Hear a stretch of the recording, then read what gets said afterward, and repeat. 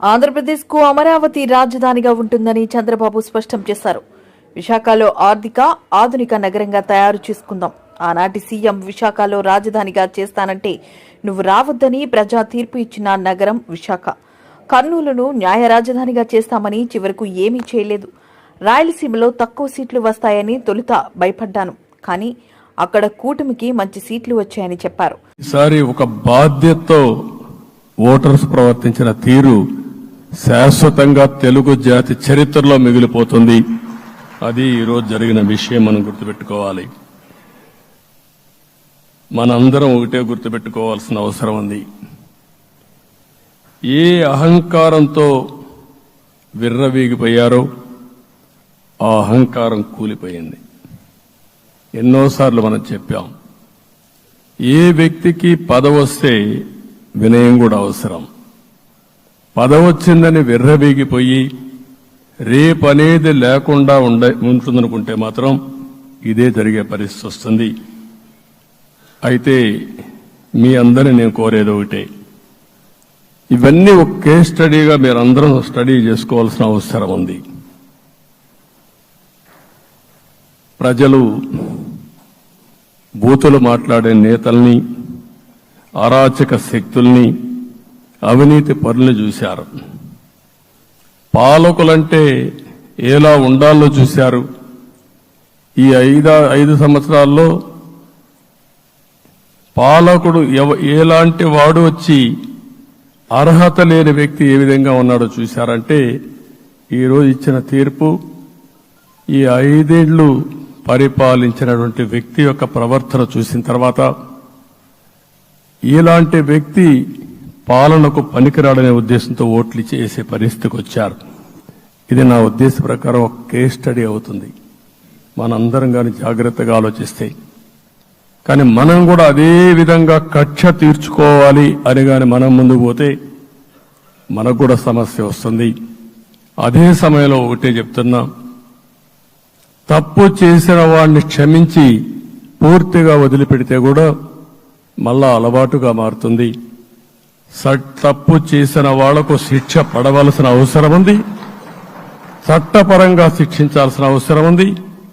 అదే సమయంలో విధ్వంస రాజకీయాలు, కక్షా రాజకీయాలు కాకుండా ఇవన్నిటిని ప్రక్షాళన చేయాల్సిన అవసరం ఉందని చెప్పి కూడా నేను మీకు తెలియజేస్తున్నా. ఇంకొక పక్క 5 ఏళ్లలో ఎన్నో సంవత్సరాలు చూశాను, కానీ కార్యకర్తలపైన దాడులు, హింసా రాజకీయాలు, అక్రమ కేసులు, వేధింపులు, కడాన సోషల్ యాక్టివిస్టులు కూడా ఇష్టానుసారంగా కేసులు పెట్టి హెరాస్ చేస్తే నిద్రపోకుండా వాళ్ళు కాపాడుకున్నాం. ఇంకొక పక్కన అన్ని పార్టీలకు 3 పార్టీలకు అనుభవం ఉంది. ఈరోజు మీరు చూస్తే ప్రాణాలు తీస్తూ అరాచకంగా ప్రవర్తిస్తూ తెలుగుదేశం పార్టీలో ఒక ఉదాహరణ చూసినప్పుడు అన్ని పార్టీలకు వర్తిస్తుంది.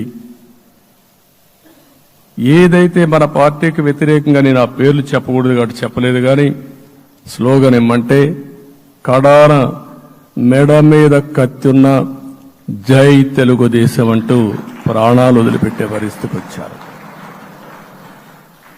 ఇది ఊహించని పరిణామాలు. ఇవన్నీ ఇప్పుడు కూడా కళ్ల ముందర తిరిగే పరిస్థితి వస్తుంది.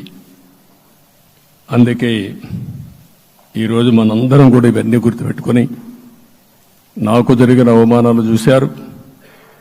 నేను అందుకే మా కుటుంబానికి జరిగిన అవమానంతో నేను కూడా భరించలేక బయట వచ్చినప్పుడు ఒకటే శపథం చేసి వచ్చాను. ఆ శపథం, ఇది గౌరవ సభ కాదు, ఇది కౌరవ సభ. ప్రజాక్షేత్రంలో గెలిచి మళ్లీ ఈ సభను గౌరవ సభగా చేసి అడుగు పెడతానని చెప్పి శపథం చేసి బయట వచ్చాను. ఓసారి ఇవన్నీ చరిత్ర. ఆ శపథాన్ని ప్రజలు గౌరవించారు. గౌరవించిన ప్రజల్ని నిలబెట్టే బాధ్యత మనందరిపైన ఉంది. సభను కూడా ఎన్నోసార్లు పవన్ కళ్యాణ్ గారు చెప్పారు, భవిష్యత్తులో ఆంధ్రప్రదేశ్ శాసనసభని ఒక గౌరవ సభగా చేసి ప్రజా సమస్యల్ని చర్చిస్తామని చాలా స్పష్టంగా చెప్పారు. అలాంటి బ్రహ్మాండమైన వాతావరణం క్రియేట్ అవుతుంది. దానికి ఒక శాసనసభాపక్ష నాయకుడిగా నేను హామీ ఇస్తున్నా. మళ్లీ ఈ సభను గౌరవ సభగా ఈరోజు మన పరిపాలన ప్రజా ప్రభుత్వంగా మనం ముందుకు పోవాల్సిన అవసరం ఉంది. ముందుకు పోతామని చెప్పి కూడా నేను మీకు తెలియజేస్తున్నా. ఇంకా కిందికి డెప్త్కి వెళ్తే గవర్నమెంట్లో ఏముందో ఇప్పటికి తెలియదు, ఎంత అప్పు ఉందో తెలియదు, ఎక్కడెక్కడ తెచ్చారో తెలియదు. ఇవన్నీ కూడా డెప్త్కి వెళ్ళినప్పుడు ఎన్ని లక్షల కోట్ల అప్పు ఉంది, ఏదేది తాకట్టు పెట్టారు, ఆర్థిక వ్యవస్థ ఏ విధంగా చిన్నాభిన్నం అయిపోయింది, ఇవన్నీ కూడా అధ్యయనం చేసుకోవాల్సిన అవసరం ఉంది. ఇరిగేషన్ రంగాన్ని పూర్తిగా నిర్వీర్యం చేశారు. రాష్ట్రానికి అతి ముఖ్యమైన ప్రాజెక్టు పోలవరం. కేంద్రం క్లియర్గా పోలవరానికి సహకరించారు. నాకిప్పుడు కూడా జ్ఞాపకం ఉంది, 2014 కంటే ముందు నేను ముఖ్యమంత్రి అయ్యాను, ఎంపికయ్యాను, ఢిల్లీకి వెళ్ళాను.